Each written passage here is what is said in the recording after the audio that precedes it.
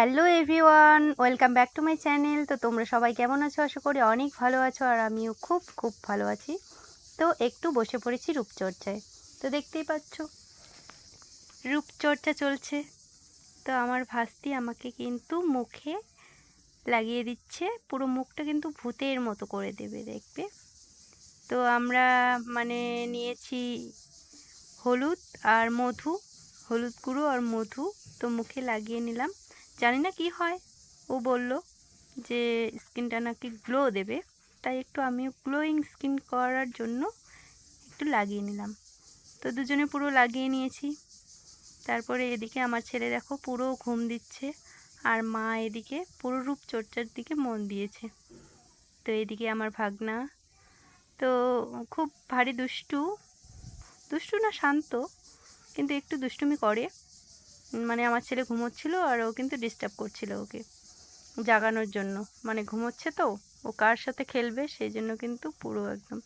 তো আমি একটু বকে দিলাম, তাই কিন্তু আমার সাথেই ন্যাকামি করছে দেখো।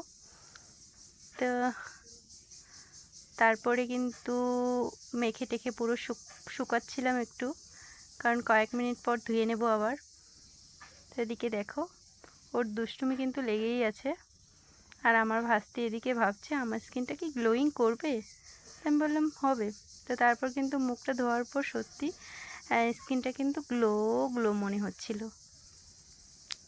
তো একদিনে তো হবে না, সবসময় একটু চর্চা করতে হবে, রূপচর্চা, তাহলে কিন্তু পুরো স্কিনটা গ্লোয়িং গ্লোয়িং মনে হবে।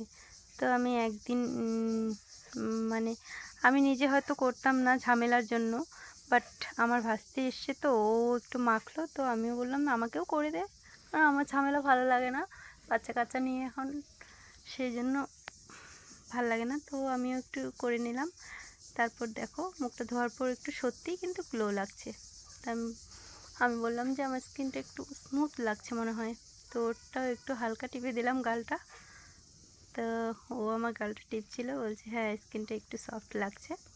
তো যাই হোক, তারপর আমার ভাগনা কিন্তু দেখো পাজি, দেখো কি কাণ্ড করছে দেখো একবার। তো ওর গালটাও একটু টেনে দিলাম, বলছি হ্যাঁ এবার কেমন লাগছে। তারপর আমারটাও ধরে নিয়েছে। তো আমরা এরকম সবাই মিলে একসাথে থাকলে এরকম একটু হালকা দুষ্টুমি লেগেই থাকে। তো যাই হোক, আমাদের রূপচর্চা কিন্তু কমপ্লিট, আর দেখতেই পাচ্ছ পুরো মুখ টুক ধুয়ে কিন্তু। আর এদিকে আমার ছেলে ঘুমোতে আছে। So tata bye, love you all.